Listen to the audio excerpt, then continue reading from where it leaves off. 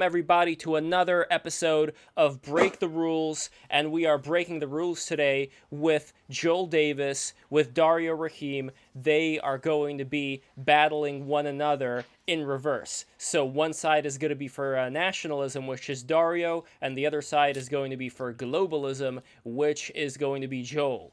And before we get started, can you please tell us a little bit about yourself and, in brief, your own views before you put the mask on, so to speak? All the new people, subscribe right now. See, we got him. Subscribe right now. Anyway, let's start with Joel and then Dario. Go for it, my friend. I am the editor of firstness.org, which is like an experimental political theory publication. We only have one issue so far. Hopefully next issue is coming out late May. How do you spell that, Joel? Sorry to interrupt. How do you spell that? Your magazine? Firstness. I'm going to put that into the chat right now so everybody could see it. Yeah, Firstness, thank you. Firstness.org. Yeah, I wouldn't necessarily, I kind of like vaguely identify with the nationalist label, but I wouldn't consider myself a kind of standard nationalist. But yeah, why not? I still believe in the nation state I would still side with the nation state as opposed to whatever the hell globalism generally is kind of associated with in popular vernacular. So, excellent. Now let's go to Dario. Take it away. Yeah, hey everybody. My name is Dario. I honestly, I'm at this point in time, I'm mostly interested in, or more interested, I guess, in philosophy rather than like politics and policy. I used to do a lot of that, but I think I've come to the realization that I think a lot of that springs from people's philosophies. So I'm trying to learn a bit, read a bit about that. I guess on this show, I'll be arguing for nationalism. And I guess I'll be doing primarily so from like a philosophical point of view. And I myself do not necessarily ascribe to those views. I guess I am more in I don't know what people like the common vernacular for like a globalist is, but I definitely do believe in sort of having a global society, open borders, those kind of things generally. So yeah. So I think it would also be prudent, since you mentioned global society, open borders, to say a little bit more about the definition of how you would define globalism, Dario, and how you would define nationalism, and then the same for Joel before we actually get started. And also, here is the poll I posted in the chat over here. This is the poll. Please take the poll to vote. Not right now, but after they actually start making their points, because we already have people, as you can see, it's 50-50 of these assholes, 14 votes before this thing even started. But anyway, once it gets started, then I want to see some votes over here. So anyway, let's start with you, Dario. Continue on, just define globalism, the nationalism, how you see it in brief, and same thing with Joel. Sure. I guess maybe nationalism is the easiest one to define. I think nationalism I would define as primarily putting an emphasis on the nation or the nation state of which you exist, putting the needs of those sort of ahead of sort of the global society, like global cooperation, those kinds of things. I wouldn't say necessarily like completely shutting off from everything. I don't think that most nationalists would argue like complete, like just zero communication, but definitely like putting your own nation's interests far above like everybody else. And I would say globalism is sort of, I guess, the opposite of that to some degree. Existing in like a global society and realizing that we all exist on the same planet. So trying as much as possible to, through global like economic cooperation and policy, sort of structuring a better world for most people, and not necessarily just focusing on the sort of the personal needs of like each individual nation. Excellent. Joel, do you agree with that assessment so that we could just have a common definition of the terms here? I would probably clarify as well that it's more about the kind of institutional structure of political power. So nationalism, the the actual nation state would kind of be the dominant political power, whereas globalism would predicate some kind of international post-state or post-national political order in which political sovereignty is actually distributed in a fundamentally different way. So you'd have to have some kind of international organizations like the UN or the IMF or the World Bank or various other international bureaucratic or political institutions that have the ability to kind of tell national governments what to do or supervene upon the will of national governments. Excellent. So to get started over here, I think it would make sense to, now that we have a good definition, let's start with Dario.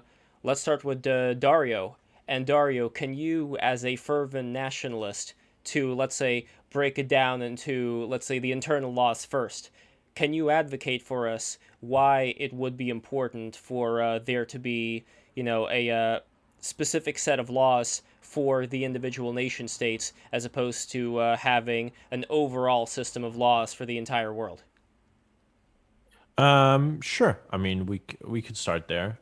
So I think from a national perspective, I think an important part of what constitutes a nation, to any degree, is sort of its ability for sovereignty, its ability to put forth its own rules and regulations and laws that apply to its citizens. And I think once you sort of dip into a globalist perspective in terms of lawmaking and cooperation, you sort of lose sovereignty over what you can do with your people. That sounds good. And as far as Joel, I think you can now go and explain the opposite. Why do you see globalism being the way to go as far as taking away the ability for countries to make their own decisions, their own set of laws?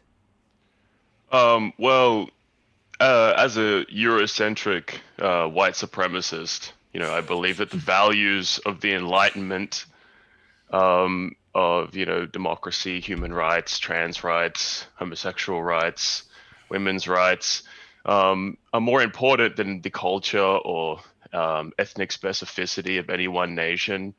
And so I believe that an international conspiracy of sorts should organize itself to impose its will upon the world's population, regardless of whether it likes it or not, and completely supervene upon their capacity to have their own culture, their own way of politically organizing, and instead be totally dominated, but in the same sense liberated by the liberal Enlightenment values that my people have imposed upon the world to the world's benefit. Why is it to the world's benefit? Because it's really good for optimizing capital allocation, and because I don't believe that there's any inherent value to the human soul outside of being optimized for economic efficiency. I believe that by kind of subordinating the entire world to the logic Jonathan of Swift here. Yeah. Well, I believe that it's subordinating the entire world to the cold hard logic of moving labor to capital and capital to labor with no constraints.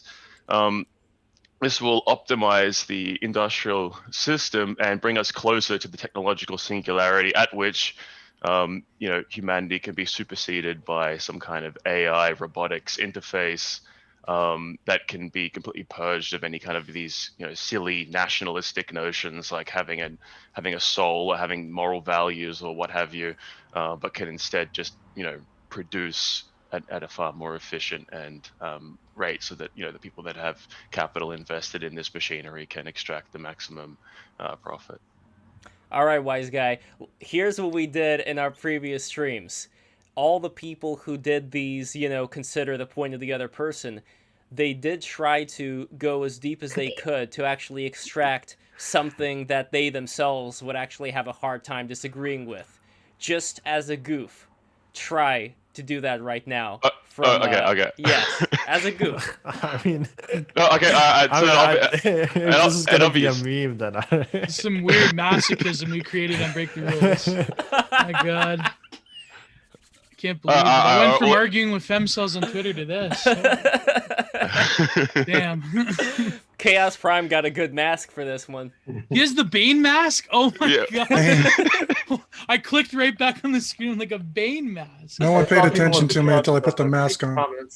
So I went and got my Bane mask. Yes. So anyway, Joel, try one more time in brief, just to like take if you were in the other person's shoes. Take it seriously. Like, best faith. Just give me like so this is what I did, okay, and maybe like we can compare.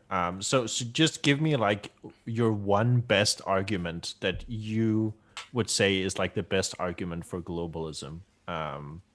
What would that be, I guess?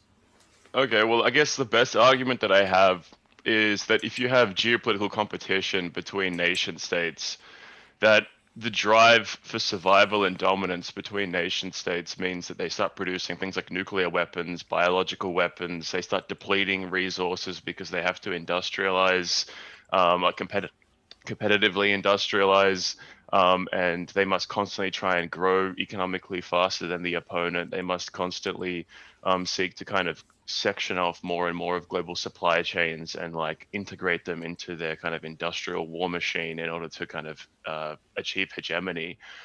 And this threatens humanity's very survival, because we could have a nuclear war, we could have, you know, all kinds of other forms of warfare break out. We could have, and also we could deplete the world's resources and destroy the environment and potentially existentially threaten humanity.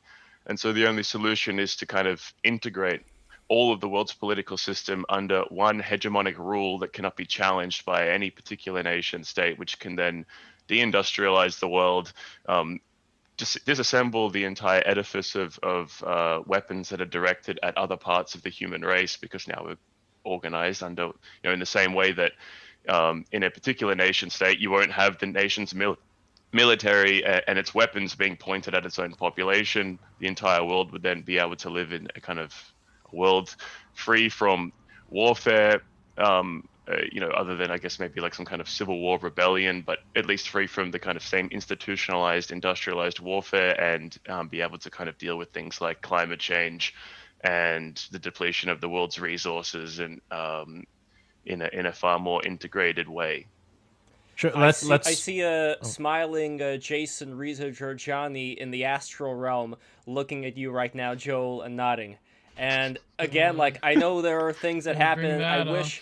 I wish Giorgiani would calm down, and it's like, I love speaking with people that I disagree with. I'm not going to get into it right now. You know what I'm talking about. Anyway, Dario, how would you then take what Joel just said right now about this threat of war and violence through there not being this overarching global mechanism? And Sure. How would you advocate for the opposite for, Sure. So yeah, I mean, I would just say that it isn't obvious to me that war necessarily follows from like a nationalist sort of perspective, right? So if we view nationalism only as like sovereignty within the nations and sort of the ability to sort of take care of oneself, it would, I think, logically follow that there would still be some sort of global communication between like the nations themselves, saying, hey, we might have weapons, you might have weapons, let's not use them, because it wouldn't be in either person's benefit, which I think is sort of what happens today, right? I mean, multiple sovereign nations have nuclear weapons. There isn't a nuclear war currently going on, so I don't think it necessarily follows that there has to be from like a national perspective. Well said. Some neighbors blaring music in the car. Anyway, let's, unless you have anything to counter that with, Joel, I would like to move on to immigration. I guess also I came up with this argument as well, that if you're a Christian, that you should kind of endorse globalism, because it would be the most optimal economic system to enable the Antichrist to take over the world, and therefore you're just kind of winding the clock down to a 7-year period before Jesus would return and you know, provide humanity with its ultimate salvation. So I mean, you couldn't really argue against it from that perspective either, I guess. That's a good point. Although, wouldn't New Jerusalem also, be a one-world government? I'm not sure. I don't want to put words into the the Book of the Revelation, but I'm not sure. I mean, both in a way are a world government, although one is evil and the other is good. Where New There you go. Jerusalem Yeah. people would be living in peace, and but anyway, as far as migration, immigration goes, legal migrants, however you want to phrase it, as far as what the future of countries like Europe and America looks like with mass migration from other people, this would be more of a globalist perspective on the world, as far as there not really being that much sovereignty, there being open borders. So I think, but yeah. a point to be made would be, and I'm again, the debate format's inherently confusing, but I guess maybe to Joel, what would be a proper definition of globalism? Like it seems to me that, I mean, there are some people that call themselves neoliberals, but what is who is really taking the mantle? Who is like calling themselves an unironic globalist, or is globalist rather a term of derision created by nationalists and so forth? Well, Dario is. I mean, Dario said in the beginning that he would be for this kind of system. So I would I love would to hear consider Joel's. myself a globalist. You okay, would, that settles. yeah. No. But But what, like your Klaus Schwab's and George Yeah. Soros's and so forth. I mean, Yeah. But Joel, please, now that you're on this, can you go for why do you think that the fourth economic revolution and the Klaus Schwabs of the world are a necessity? yes, Yeah, maybe. and then we'll get to migration. well, this kind of relates to what I said before. So if you have like geopolitical competition between nation states, this ultimately requires industrial competition. And if you want to side with, basically the capacity for international capitalists to continue to kind of extract profits from their investments, it becomes increasingly difficult to imagine in a kind of competitive market system that they're going to be able to maintain this through just financializing the US economy, particularly considering they're competing with the state capitalism of China, which is like actually based in industrial production as opposed to the kind of stagnation of the American economy. And so it'd be very difficult then to prevent nationalism from breaking out in the United States and the economic system being reset in a fashion that would mean that if the George Soroses and Bill Gates of the world would lose a certain portion of their power and control. So the best alternative seems to be to engage in some kind of conspiracy where you attempt to undermine the capacity for the United States to kind of also embrace some kind of state capitalist framework and instead kind of sabotage their political system and kind of with a kind of managed imperial decline of some sorts, which seems to be what this fourth industrial revolution is. I mean, I guess also you could say this is a way of preventing World War III, because if you just kind of slowly sabotage the United States and allow some kind of peaceful ascension of the Eurasian political model, that like this would assuage like some kind of direct confrontation. And then if it depends really like what direction you want to take it. But also you could look at the fact that, okay, if we start like if you look at like the technological implications, like transhumanist technological implications. I was reading an article the other day about some Israeli scientist. He was basically growing rat fetuses inside artificial wombs, and he wanted to get approval from the Israeli government to do it with human fetuses. If you got to a situation in which the government could grow its own people and genetically modify them to be, at this point, there would be no such thing really as ethnicity or race. You could just kind of like genetically modify humans according to certain like industrial requirements. And so you could kind of do away with things like national specificity and just create like one, centrally administered race. Maybe you'd have different races, like Corporation A would produce, it'd be like the Nike race, and then you could have like Amazon race or something. You could have like and the they'd I have like a race. tattoo on their foreheads or somewhere else, like of the Nike logo and kind of like a brand. So they Yeah, would yeah, literally be a brand.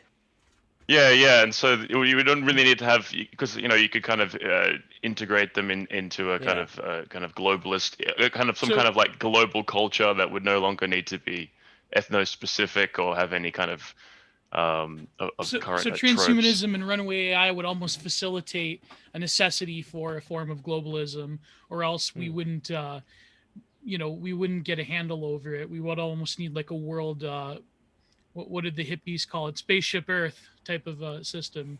But So- I don't see why that would necessitate. Like for example, like if you, let's say you could grow people of like any ethnicity or whatever, like like a nationalism doesn't necessarily entail that there only needs to be one one ethnicity living in the nation, right? I mean, it Yeah, just this is an means, ethno-nationalism. yeah, it This isn't is- ethno-national. It's just like nationalism, right? So I mean, you can grow any type of people, like in a lab or whatever, as long as they're in the nation, as long as it's a sovereign nation. It doesn't necessarily entail that there needs to be any kind of globalism there. But before we get to all these futuristic things, something that's happening right now, which I could actually ask you, Dario, to start us off with regarding open borders. Why would you be against open borders? Why would you be against the free migration of people from one part of the world to another? And you could touch on both the cultural aspects of this as well as economic. Well, no, I mean, I don't think we need to go that far. Honestly, it's very simple. From a nationalist perspective, if you care about sovereignty, if you care about sort of the rule of law of the nation, you kind of have to have a limit to where that nation is, right? You need to be able to say this is where my nation is. These are the people within my nation. If you don't have a border, you don't really have a nation, right? I mean, you can't really say, well, if it's like if there's no limit, then there's no where your jurisdiction stops and ends, right? Same. Well, with, why is that? Why is that important? I mean, it's important if you care about sovereignty, right? If you care about your nation. But what is it in caring Sounds pretty about... racist to me. I don't know. No, but again, we're not talking about ethno-nationalism here. We're specifically talking about, from what I can gather, culture. Well, so if people but have if a I certain... may, Yes. but if I may, like there is currently a kind of ethnic distribution, like a tendency for the rich parts of the world to have a rather pale complexion.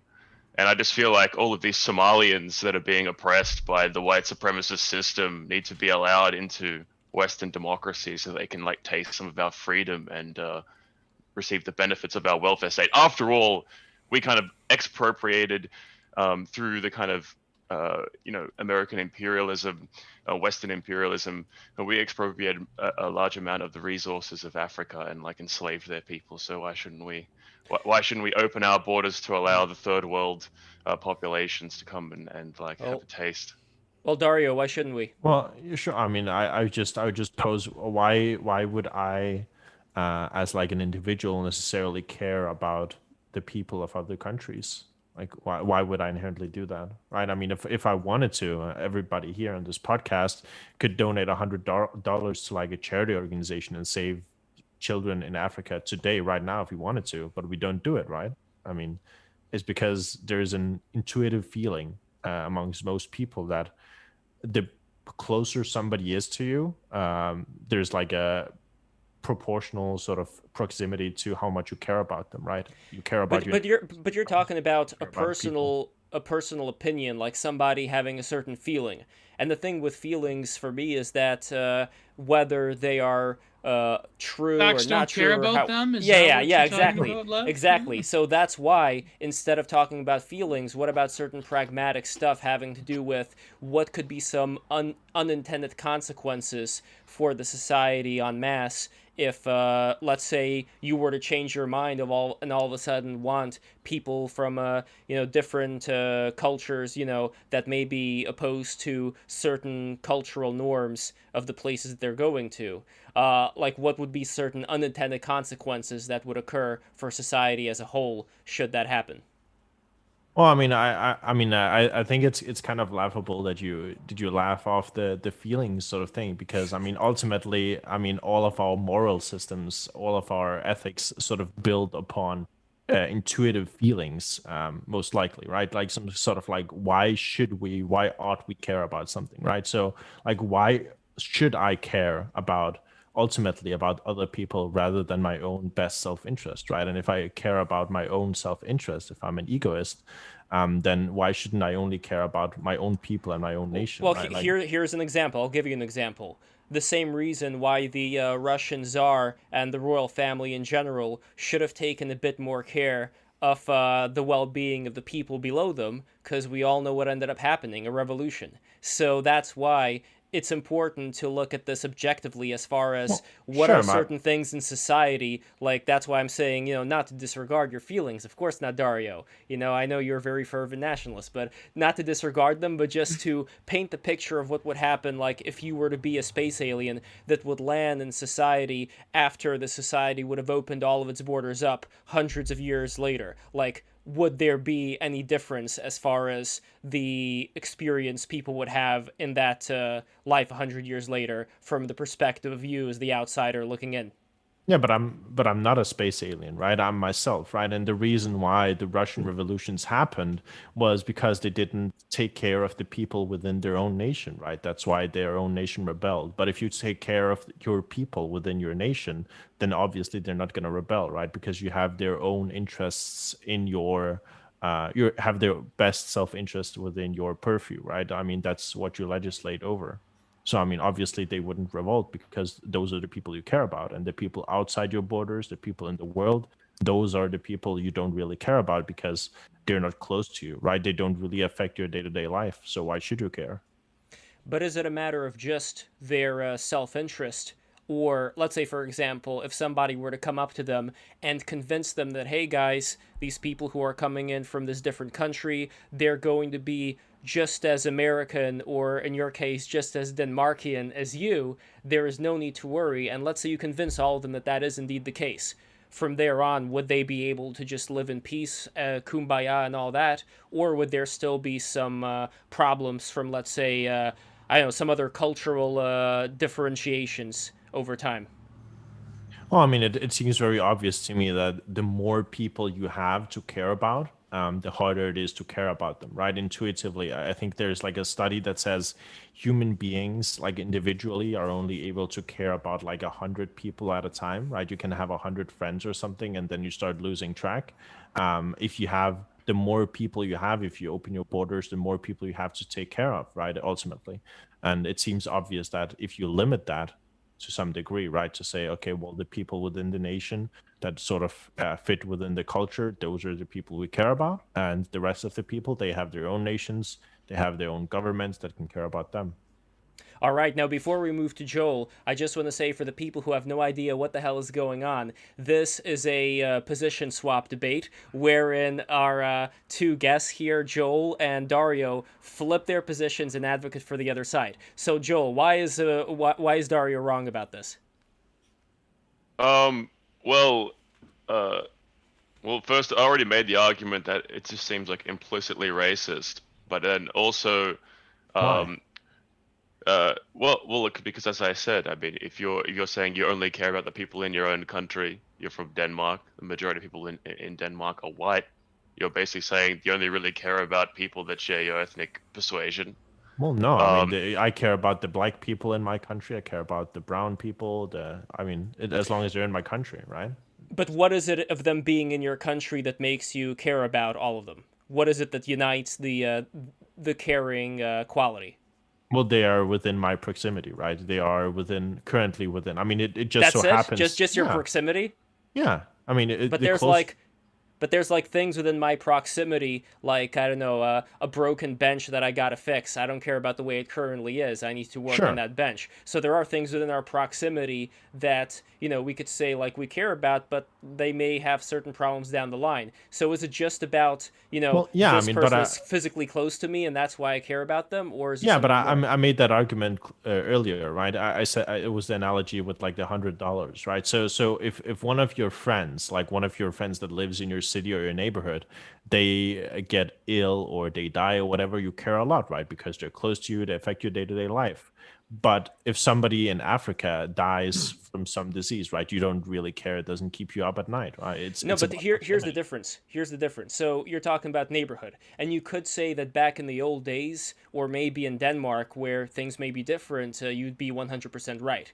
Unfortunately, we are living today, let's say, in more of a urban environment where there Sure. could be people right next to you that you don't even know, and they don't care to know you, you don't care to know them. They're just living in a completely different life, especially today where I think a lot of relationships form through the internet as opposed to this proximity. And that brings the question again of what is it that unites people, let's say through the internet, and that would have united people, who have this more of a small hometown mentality amongst themselves, while also having people who, aren't vibing with them at the Well, same time that may not be I that far away. I mean, I would just say if you look at sort of the way that the world is going right now, I don't think it's a good thing that the internet is becoming so prevalent, right? I mean, mental illness is at a rise, suicide is at a rise. If you looked at there was like a Netflix movie talked about like how social networks sort of manipulate you, all these things. I think it would be beneficial if we went back to the sort of maybe not like back to like 200 years ago, but maybe like back to 50 years ago, something like that, where people weren't as online but had a more investment in their neighborhoods and in their towns and stuff like that. I think that would benefit humanity. But even there, and I'm not talking about, let's say, second generation kids who then end up going to college, but let's say in Brooklyn, for example, we had Chinese neighbors, and they had elderly Chinese people, young, Chinese kids who were living in that house, and even though we were neighbors, we didn't really have that much in common. Like we saw each other, just through the window. They had this dog that I named Mr. Pupsic, and they left him outside in the shed the first day, and the kids, they were so disappointed about that because it's like, the poor little puppy, they left him in the shed, but to them, from where they were in China, that was a usual thing. So already there's a bit of a cultural difference here, and like I wonder, when it comes to what people have in common, there would still be certain cultural norms that people will have to embrace over time in order to then consider somebody not just as this person that lives this proximity away from me, but somebody that I would actually care about, on a higher level. Sure, but cultural norms are often learned, right? I mean, you can learn cultural norms from the place that you live, right? I mean, if I mean, as you probably knew about your Chinese neighbors, right? Like they probably got some cultural norms from American norms, right? Like from living there, like they I mean, work in American ways, like they do these things, right? And it's all about ultimately about again proximity, right? It's about existing within the nation and coexisting within the norms of the nation and the culture of the nation. Like Well, they Dario, don't live by Japanese norms or Yeah. Chinese norms, right? Well, They this live. is just and I know I went on a bit of a tangent here, but this is just what I wanted to kind of cement in this conversation, because when we're talking about like what is it that would unite people in any kind of nationalistic setting, I think it would be certain things that they would hold in common, that they would be able to share with each Sure. other, as opposed to. So I guess the only reason why I'm adding that is to kind of like lean in on, what exactly your perspective would be on what would make for a strong and healthy nation, and why globalism would, with open borders, kind of go against that. And then I would love Joel's response. Well, sure. I mean, I guess principally, the main reason why you wouldn't want open borders is again to preserve sovereignty of the nation, right? To be able to say that these is like my nation, this is my culture, like these are my people, and we want to be able to have laws and regulations and deal with crime within those borders.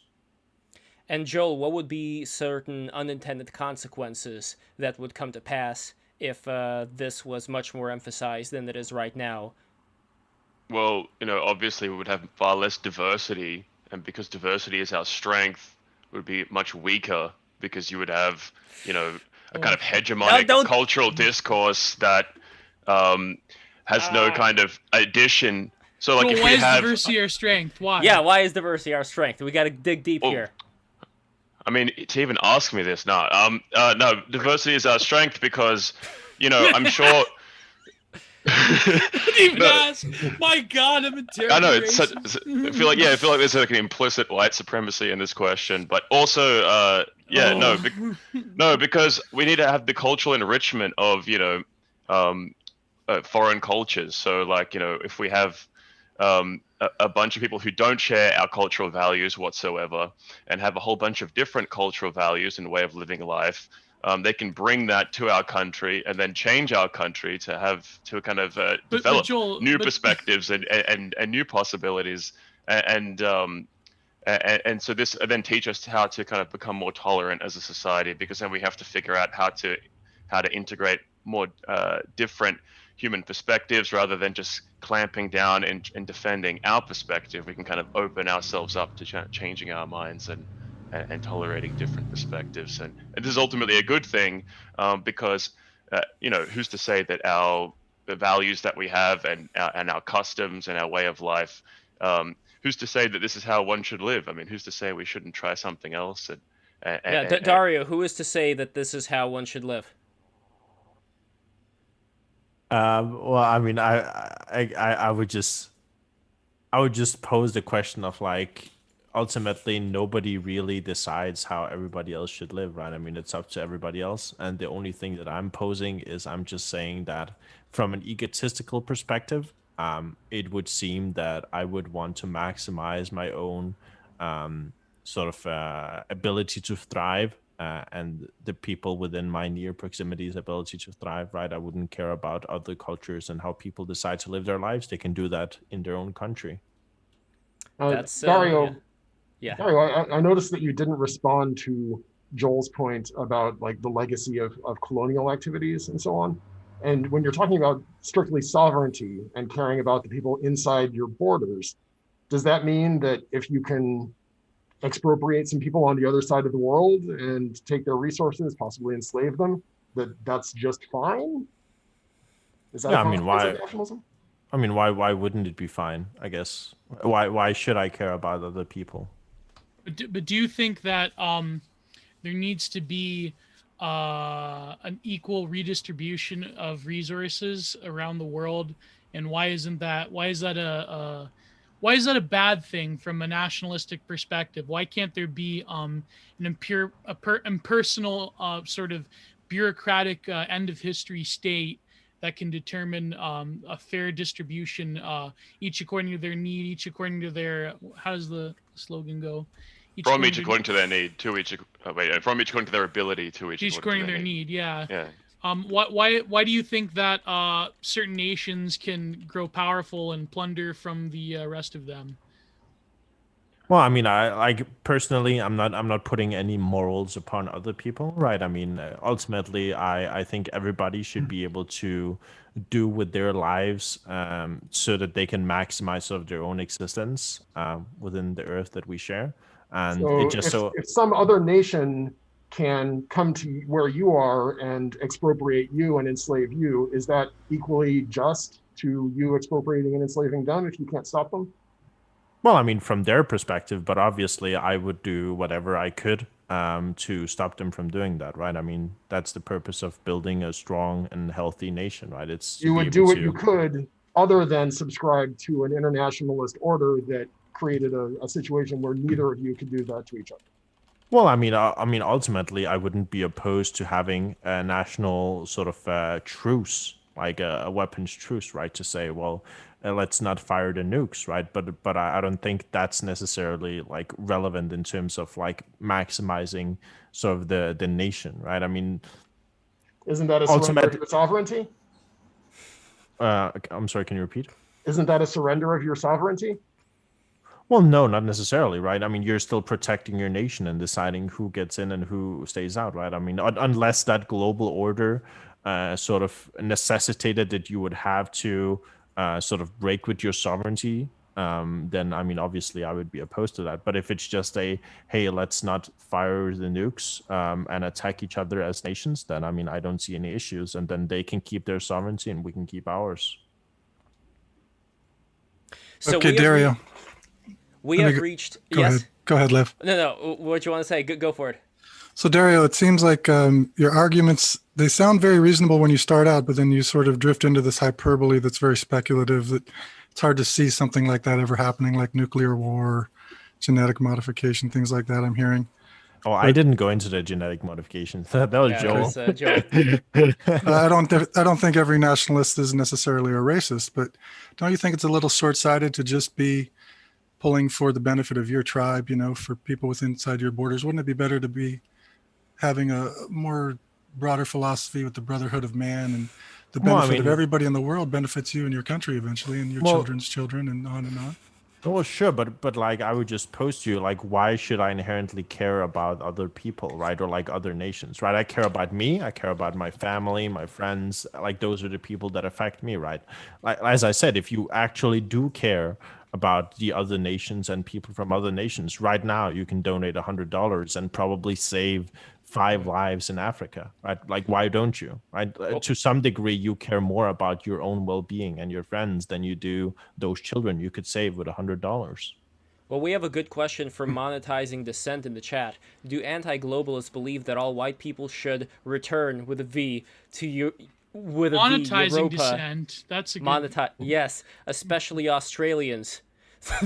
The worst knuckle draggers.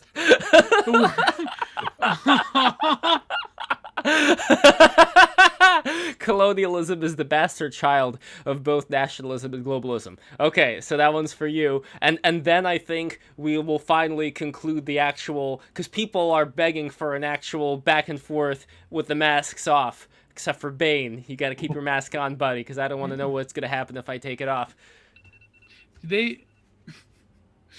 So anyway, Dario, that was for you. Let us know what you think of that. For me, what was the question? Sorry. So do anti-globalists? Did Bane, is his like face disfigured? How does that work? I'm not in the deep lore.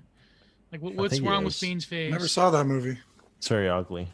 Oh, I see. So do anti-globalists believe that all white people should return to Europa, especially Australians, the worst knuckle draggers? No, I think ultimately, I think whatever nation you have, it can be your nation. You can be sovereign. I don't think anybody has claim of Europe or the US or any other part. It's just about like the people that are there now, they should look out for themselves. Excellent. And with that, it is 6 o'clock. Let's take the masks off. I know you can't stay for that long, Dario, and I really appreciate you coming in. But before you leave, I just want to make sure that we have a bit of a back and forth where, Joel, how did you think Dario did in defending nationalism? So go for that. Let's start with that. I was surprised that maybe not surprised, but I don't know why he seemed to kind of keep coming back to this idea that it was predicated upon not caring about other people, caring only about the people in your own country, as opposed to talking about political institutionality. I mean, presumably Dario supports democracy, and so globalism is kind of inherently anti-democratic because it's outside the purview of like democratic organization. It's a bunch of non-democratic post-national bureaucratic institutions administer it, and so from the perspective of I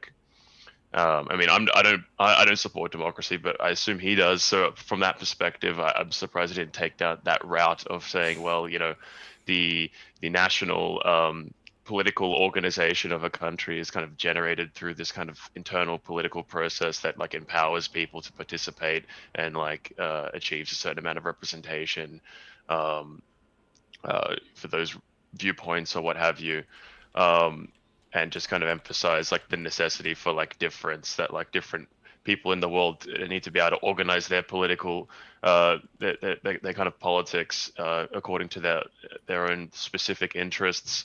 I guess I'm surprised he didn't make an argument like this. And I also didn't get a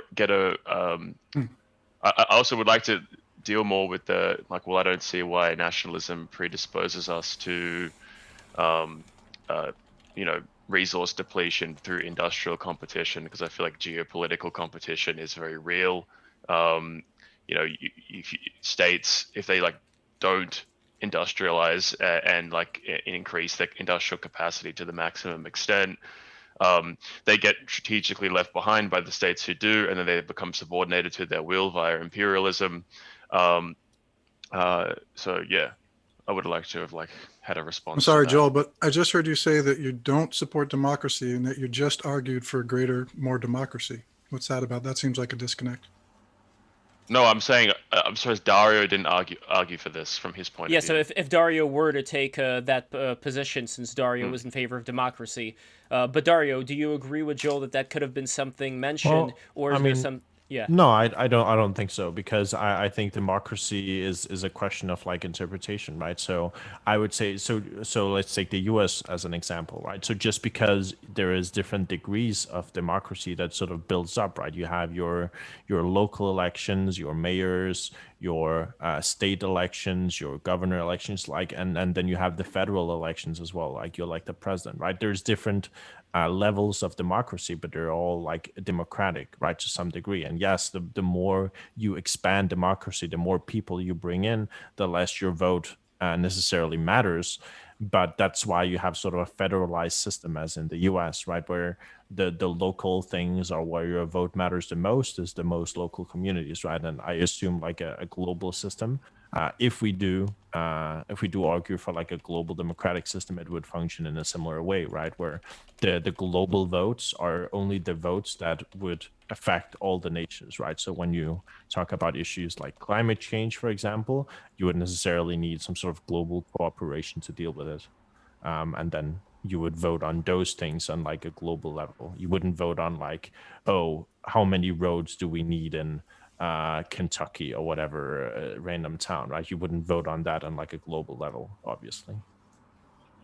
But the EU does have certain standards right now that go all across the board, certain regulations that do end up affecting more local communities. And that's kind of a power creep that I'm concerned about when it comes to globalism. Because, sure, I mean, depending on like the example you bring up, I mean, we might agree or disagree, right? I think like in terms of stuff that I would consider to be like human rights issues, or like human rights issues, right? I would say that's a fair thing to have sort of a standardized thing amongst like all the nations in the world, that you could vote on globally, like what is considered like a human right. I think that's fair. I probably wouldn't agree. Like if the EU, I don't know, I'm not aware if this happens, but if the EU does decide when do we rebuild the roads in Germany or Denmark or whatever, I'd probably disagree with that. I think that's probably out of their purview. So like you think that the like global Westphalian project is over with, it's done, it's like not a feasible model for where we're at, but at the same time, can you repeat what project? Sorry. The Westphalian sort of like nation state model is going to be a thing. I'm not aware of what you mean. What? Yeah, you know, like the agreement among nations, that like the nation state is a self-contained whole that makes deals with other nations and so forth. And your mic's a bit low, Gio. Is my mic a bit low? Let me adjust that. Everybody subscribe while Gio is fixing his mic. Subscribe. Is that better? Yeah. Oh. Yeah, sure. Yes.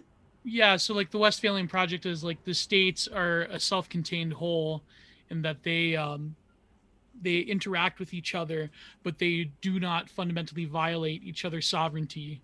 Sure. But you think that sort of is complicated, but at the same token, Well, yeah, I mean, I would say those kinds of projects, they don't presuppose or require either nationalist or globalist policies, I would say, right? Like as long as you sort of respect each nation's sovereignty, I think like a nationalist sort of perspective can work from there. But it's complicated because in the sense that nationalism, the way that ancient or medieval political regimes were structured, they weren't nationalism. I mean, people argue this. It is kind of like a modern invention, but it's the heuristic that we use, especially on the political right, to sort of express our beliefs. But at the same time, there's limits to what nationalism is relative to like an actual what would you want to say, ancient or traditional political order that is much more regionalist or imperial. But I think nationalism, it's like that's the best we have now, and it's sort of like that thing, it's become But it's also, sacrosanct. as I mentioned at the beginning as well, like where I said, as a Eurocentric white supremacist, I endorse globalism. You just mentioned human rights, and Yeah, obviously, like the UN and like human rights have been like pretexts for American imperialism from the get-go, and de facto American domination, and like through the justification. You even see it now with the Biden administration. We need to stay in Afghanistan because we got to like make sure we protect the women's rights in Afghanistan or whatever. There are all these nation states with completely non-Western moral viewpoints, which we would consider to be violating their human rights according to hegemonic Western standards, and so the imposition of these standards. Sure, but just saying the word imperialism doesn't, for me, necessitate like a morally good or a morally bad action, right? So like when I consider morals, like taking the mask off for a second, right? I would say like I would take a moral realist approach, right? I would say morals exist in the world, and we ought to follow those morals the best we can, right? So when you say imperialism, well, the question to me would be, well, what do you actually mean, right? So if there is a nation that is currently genociding like its citizens or citizens of like another nation, like putting them in gas chambers, like doing the Holocaust or whatever, like I think we have a moral responsibility to intervene, right? Like, and you can call that imperialism. You can say you're taking away their sovereignty, yeah, but like they're committing genocide, right? And somebody has to stop them, or else like who cares about morals, right? So yeah, that would be... but yeah, maybe like to stop genocide, sure, but I mean, obviously the pretext is generally nothing to do with someone committing a genocide, but it's usually... no, sure, but I'm just giving an example of like what somebody could consider to be imperialist, and I gave an example to like how imperialism could be permissible, right? Yeah, but I wasn't saying that imperialism was an immoral bad. I said it is an extension of American imperialism specifically, not sure, but American imperialism generally could be good, right? Yes, I mean but you'd have to kind of side with American imperialism, and then if you sided with American imperialism, you would have to side with Eurocentrism or with some kind of like the standards of Western civilization being moral, like they're being like, because this kind of moral universalism is, again, it comes straight out of the Enlightenment. It's like the values of Western society are inherently true, and that we should impose them upon the entire world. And this is exactly what is kind of... yes, I mean, yes. Yeah, I mean, I guess, again, like taking a moral realist approach, right? I do think that some morals are superior to others, right? I don't think a moral sort of what's it called? Like moral subjectivism. I think that's like a extremely stupid thing, right? Like racist. If there's a nation that is like doing human sacrifice of children or whatever, like I don't think that's permissible just because that's their culture, right? What about if it's an Islamic nation who they believe, according to their religion, who cares, dude? They should throw, so you think that we should throw gays? They can throw gays off buildings, and they can force women to wear hijabs. Well, just like when the British Empire came into India, they forbade the burning of widows. So again, it's like I don't think that there is anything inherent to any people unless you're talking about like totally tribalized people, like when that Christian missionary tried to get to the who are those folks? You know what I mean? The Sentinelese, that's it. When he tried to preach the word of God to the Sentinel Island people, they just speared him to death. Like, they're completely isolated, I get that. But I still think that people have the potential, regardless of where they come from, to adapt to certain norms that, let's say, wouldn't get rid of their, like, full traditions, but at the same time get them to sort of a higher level. Like, I kind of agree with Dario. That needs to be imposed by force, though, and historically it needs to be imposed by force. Yes, of course, yeah. Okay, well, I'm just glad to. I mean, I guess we can agree. We're both kind of. We both believe that Western society is superior, and we're both imperialists. I mean, depends on what you mean by. By the way, we got a $5 donation from Gus earlier. Gus, I'm so sorry I did not say this earlier. Looking good, Dario. Loving the casual look. Can I just say that Dario has a little bit of a Keanu Reeves thing going on today. Am I wrong? Yeah. It's true. No, I mean, Yeah, I mean, for me, I mean, it all depends on what you mean, right? Like a lot of the sort of seeming agreement comes down to detail, right? And I assume if we talked about the details, we probably wouldn't agree, right? So the extent of what I would consider to be quote unquote good imperialism, call it whatever you want, like globalism or whatever, is again like taking a moral realist approach, right? And rejecting moral subjectivism, right? I would not say that just because it is somebody's culture or whatever to do something immoral, I don't think that's a good thing, right? I think morals exist in the world, and I think most people act upon a set of morals, and if they had the same sort of facts or were exposed to the same sort of conditions that we were, that they would live under the same moral systems or similar moral frameworks, right? Like don't kill innocent people, don't steal, don't rape children. I think these are universal things, and I think if some cultures engage in these things, I think they are immoral, and we have a moral responsibility to sort of help them away from those sort of things. And I don't think they're inherent. I think like 99.9% of people can adhere to what I would consider to be good morals, right? I don't think it's an inherent. I don't think it's a cultural or race Adam thing, Driver anything. looking.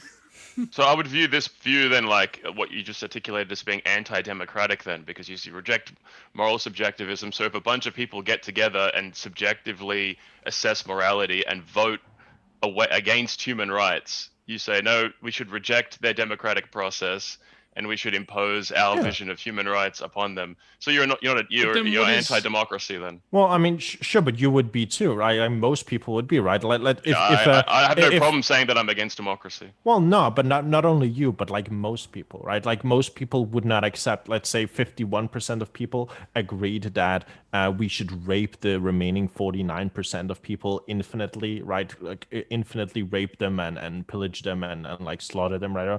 Like nobody would agree to that, right? There is some universal standards that most people adhere to. Right, and look like at these comments. Bill Clinton bombed Serbia in the 90s, so Dario is in this position that he has to do. What the fuck does that mean? That comment got me wild. But no, I guess the argument would be what the basis for these quote unquote rights that are so glorious that we have to impose them upon people. Is it just purely like the harm principle? Is there like some veil of ignorance going on? I think that's the problem with when you question the liberal project itself. It's always this question of like, okay, so if you're going to gut the social sort of the how shall I say, the founding episteme of any society, you're going to gut it of sort of any higher principle besides what is either what is materially advantageous to the greatest number of people, but also what is the lack of harm. But yet it's sure, governments commit harm all the time. So it's like, what basis is this? If I may interject as well, like if you want to get a little bit historicist, so like human rights. So originally, obviously, human rights kind of come out of Western discourse. So you could say like, well, to kind of give a real kind of like simple take, you have like divine right of kings, then you have the kind of internal opposition within, Anglo society in particular to the divine right of kings. Thomas Jefferson kind of re-articulates this by transferring divine right from being given to the king specifically to being given to individuals in the form of like, if you read like, the like kind of the Declaration of Independence, American Constitution, you can see the very clear move that is being made. So apparently rights are given to us by our creator. Then you get to the UN Declaration on Human Rights, where it doesn't say at all where the rights come from. There's no argument for like their origin. They just exist, and they invent a whole bunch of new ones, and we're constantly inventing new ones. Like now we have trans rights, which would have been unthinkable 100 years ago. Well, sure. So where do rights come from exactly? Well, I mean, the same place where morals come from, right? Like they come from people, right? They exist within the people, and we can observe them like from the people who act upon those norms, right?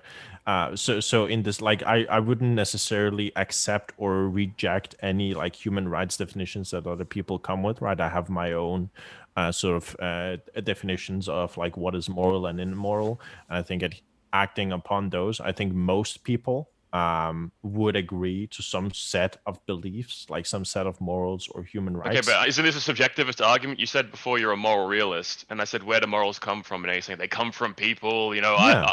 I could agree or disagree. So again, you're just saying from your subjective viewpoint or a confluence, most people would agree in their subjectivity that these are good morals. So I mean, it seems like It's your like a position's moral incoherent. intuitionism. Well, yeah. Where does science come from? Right? Where does the study of science come from? It came Where- from where does the- Fabian where does the- society. It was Where kind of does the- abstracted from jurisprudential practice. Sure, but where does epistemology come from, right? Where does the understanding of knowledge, where does the understanding of language come from, right? It all comes from us, right? From our collective consciousness, right? I mean, yeah, I mean, you can't like take a telescope and like measure it in the air, but you can look at the humans who act upon those things, Or right? collective unconscious. Yeah, I mean, yeah, whichever approach you want No, to but take. that- You're just saying it just kind of spontaneously emerges in people, but there seems to be no like Well, no, real not explanation with this. Well, Like well, exactly, like specifically, like you'd have to kind of give an argument for like exactly why it would be one way and not another way. You can't just say, well, they just come from people, because then what if people have a disagreement? They say, well, both sides of the disagreement, they seem like that based upon your argument, but they're both you could substantiate anything as long as you have a bunch of people who agree with whatever you're saying. There's no basis from anything that you've said so far for why you could disagree or agree with anyone. well, sure, Like, sure. there's no Well, sure, but like your refutation doesn't necessarily refute the existence of morals, right? They just refute or just question whether or not I have the correct interpretation, right? And like I'm not claiming I have the correct interpretation, right? I have my interpretation of like which morals are the best. I'm just saying that I do think that you can make morally true or morally false statements, right? That's the only thing that I'm proposing. So right? you're I'm saying not- you think morals exist, but you don't know what they are or how to actually define them, Oh, yeah, as opposed to that's Moral that's why. creationism. Well, I mean that's well that's why That was in the philosophy chat. exists, right? I mean that's the entire study of philosophy, right? It's studying what are morals and how can we generally decide. philosophers have a view, like they actually say this is how you get like they have like a system that articulates yeah, they're why trying- X they're is trying to moral build and systems, why yeah. isn't. But It seems like Dario, you don't have one. You just seem to be just saying in general they must exist somewhere. I don't know what they are or how to actually. but do you think get that to them. maybe you're maybe conflating morality with ethics? I think like we live in Well, I mean, a society obsessed with ethics, but when it comes to morality, it seems that morality has been shelved to the private sphere. But you're saying that maybe this distinction between public and private is complicated, or maybe it shouldn't exist, but then that would open the door up for a sort of public essentialism via a re-enchantment of like religious life in the public square, which Well, I go- liberals by and large hate and despise and want to destroy. Sorry, Christos, I know you do, but oh, sorry. But no, but I mean, like, in other words, what do you make of like this distinction between ethics and morality, or do you think there's no distinction in that morality is something And, that and look, comes- Dario's shirt symbol. Thank you, Forever Young, one of our great patrons. Patreon.com/breaktherules. Anyway. yeah, I wouldn't draw up a great distinction between there, right? I mean, I think the study of morals is the study of ethics, right? To different degrees, and you can study like different. You can study meta ethics, you can study normative ethics, all these kinds of things. They're just like different distinctions, right? Morals is just I think what we call it like colloquially, right? Like when we talk about it, yeah.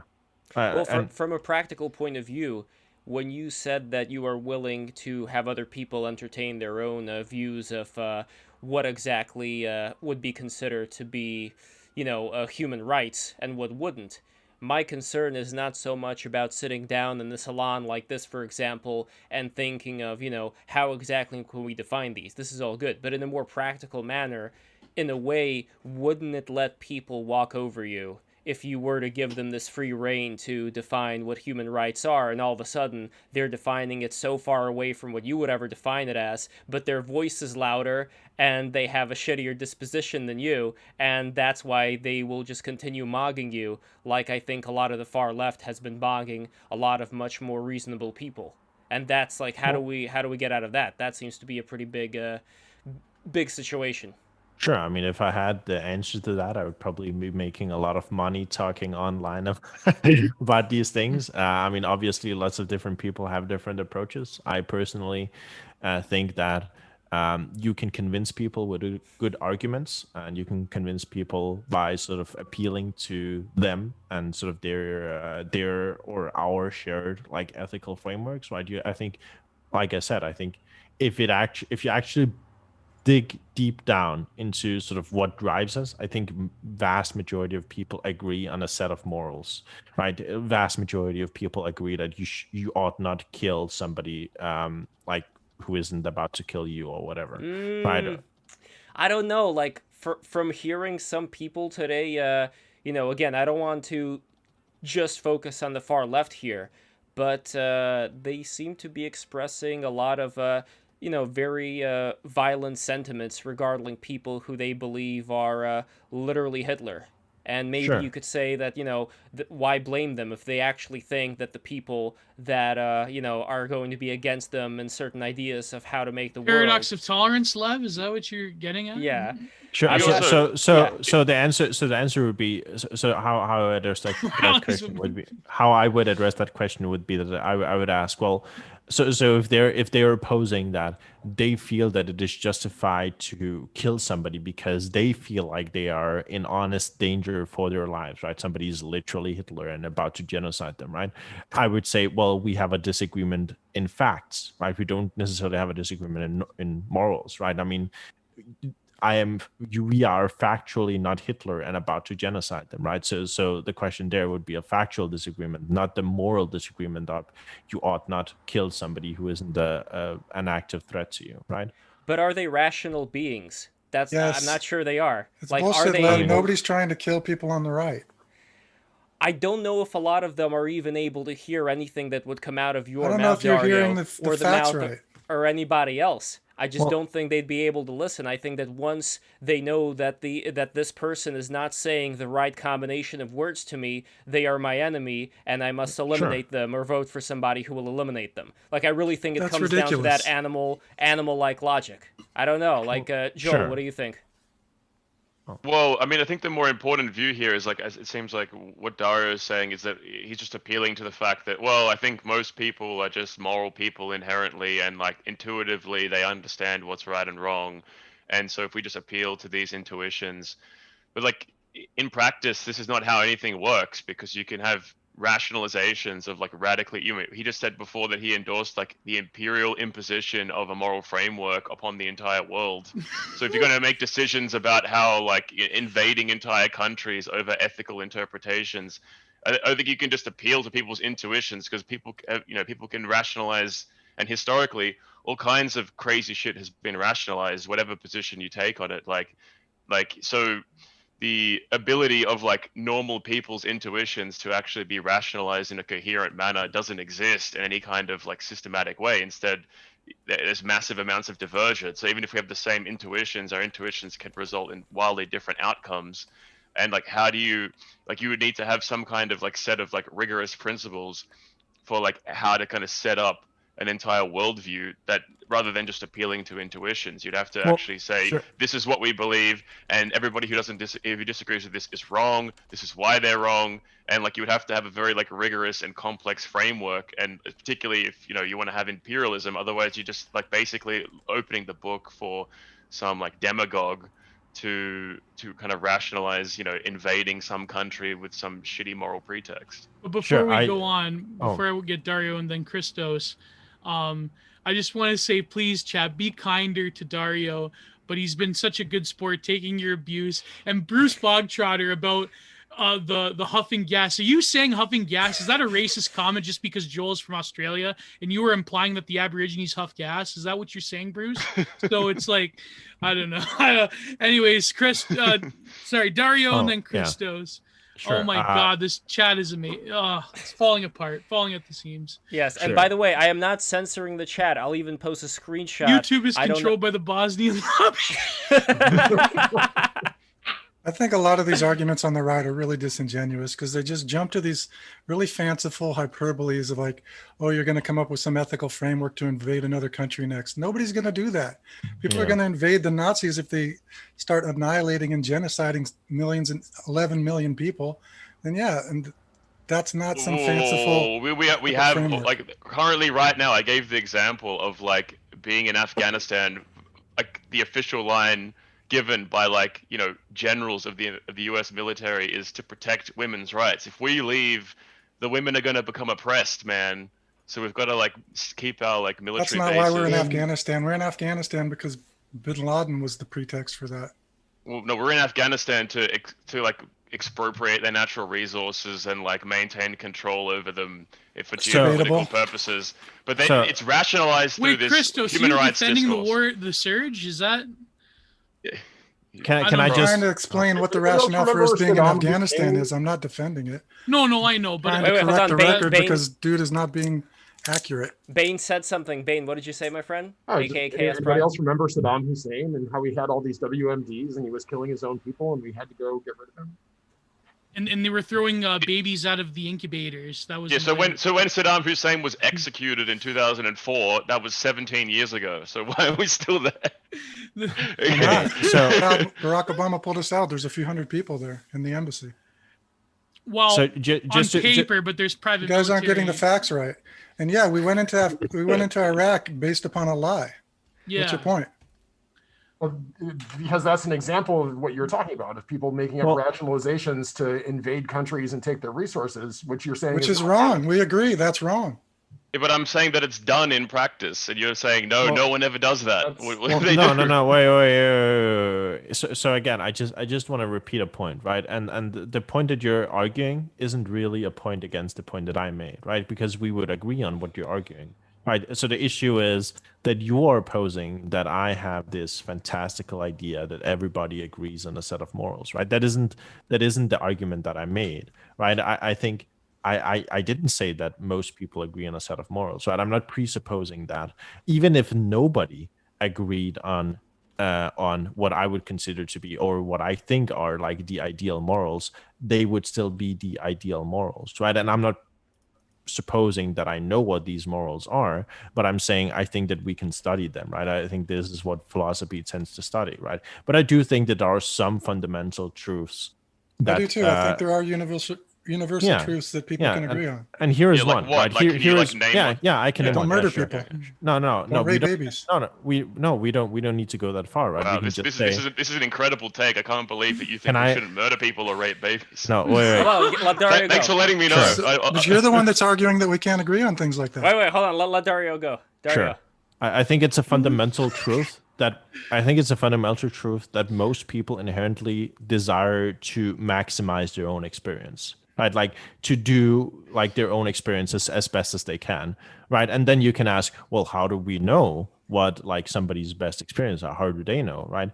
And then I would just pose the ultimate like reductio there, which is that most people desire to know what their best experience is, right? That's a fundamental truth, right? And I would say like those kinds of truth exists in the world, and if we sort of build from there, we can build the moral framework where most people can agree, right?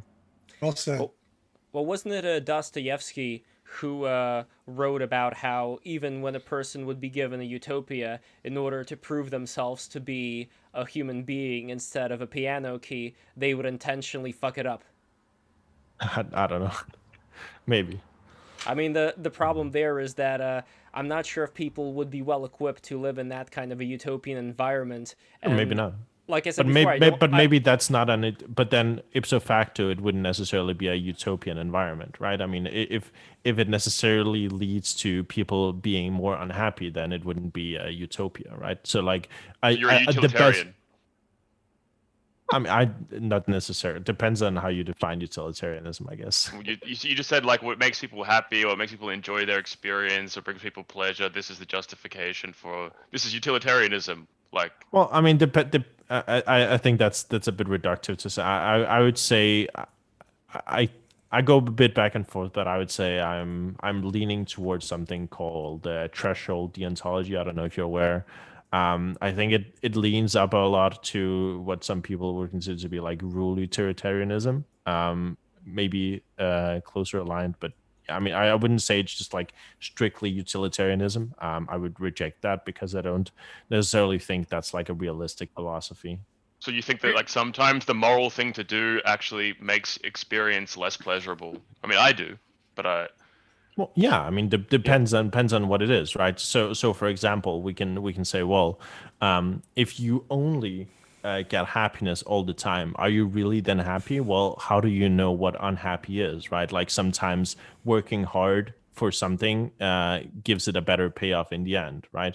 So we wouldn't necessarily say only doing happiness all the time is good, right? But that's again asking the question of like, what maximizes my own personal experience, right? Like So- what gives me the most happiness. but like So wouldn't we- being like maybe, but what if maximizing your personal experience means like abusing a whole bunch of other people? Like how do you like why like on the basis of maximizing your own experience, why should you care about whether it abuses other people or not? I mean, if you feel good.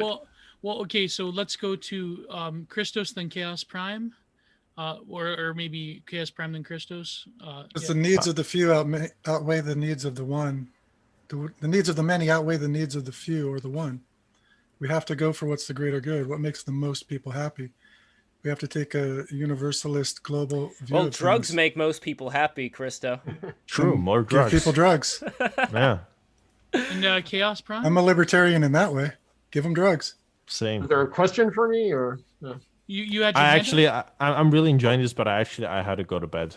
Oh, it comes with- All right, I'm no sorry. problem. Well, Dario, I just wanted to thank you so much for being here, for this reverse debate. This was a very enjoyable Thank you. First conversation. Kundalini debate.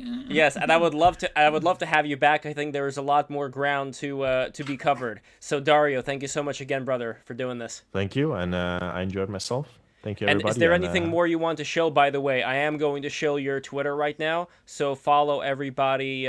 Follow Dario, Dario. Already followed him. Here we go, Dario Rahim. I'm gonna post that in the chat so everybody can see it. Please follow Dario. Oh, please don't Dario's post a it in super- that chat. I'm gonna get a lot of hate followers now. No. The chat That's respects you, reactionary Dario. chat. The chat respects you, Dario. They think Christo is a Fed, but that's a whole other. I don't know, Christo. does make me Are laugh. you a Fed? Are you a Not. Fed? I'm not, you but it's funny.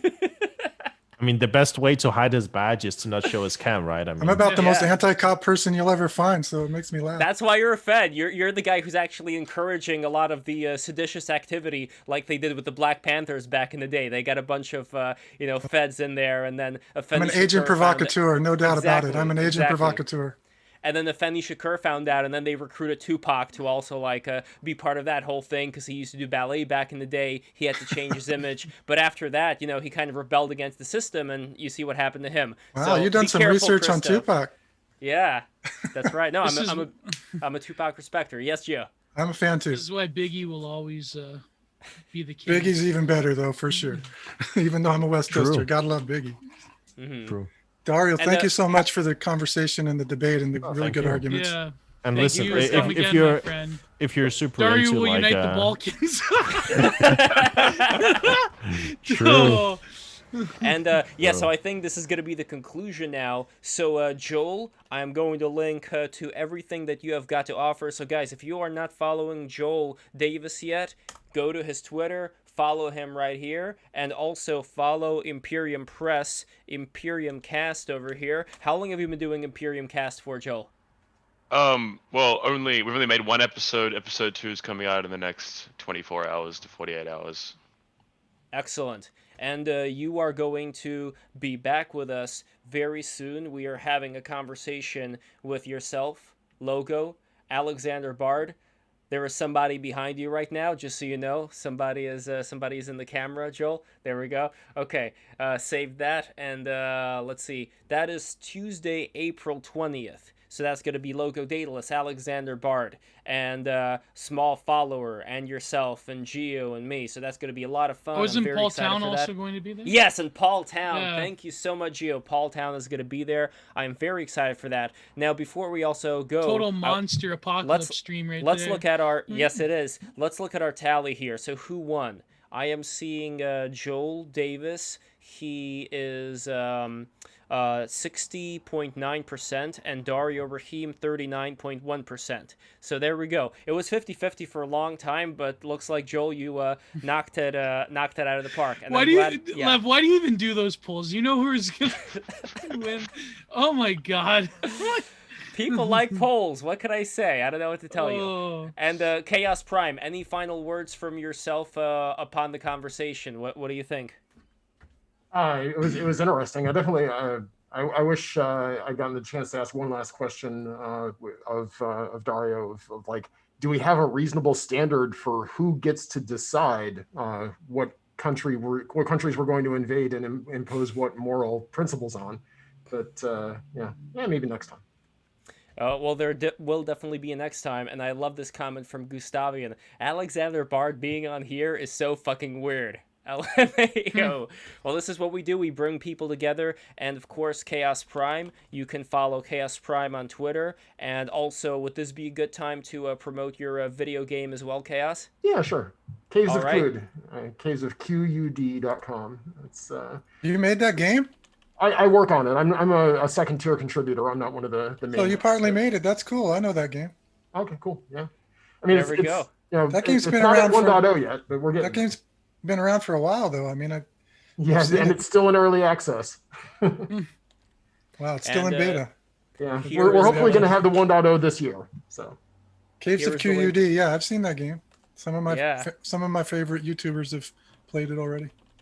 And of course, we have Strictly Christo, formerly as Strictly BLM and Strictly, I don't exactly remember what, but here it is, Strictly Christo. Guys, follow Strictly Christo.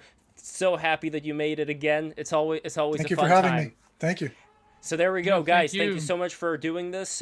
Next, what do we have next week before we go? Okay, let's see. I am going to have an art stream on my own channel this Monday. It's going to start at 1 o'clock. Here is where you go, youtube.com/Lev Polyakov. I do not have the link posted yet, but here it is. Follow me on YouTube right now. I mean it. Follow me on YouTube. Subscribe to me on YouTube. Invest in Lev. All that kind of stuff. Anyway, I'm going to be drawing my NFT artwork, and it's going to be a great one. I can't wait to show it to you. And then we're going to have for Tuesday, April 13th, Uber Boyo. He's going to be coming in 3:15 p.m. And then Thursday, April 15th, we are going to have Oren McIntyre coming in. So looking forward to that conversation. And then we are going to have another Argue My Point Friday, April 16th, perhaps. I still don't know what it's going to be about. So any ideas, write to me, write on Twitter, write on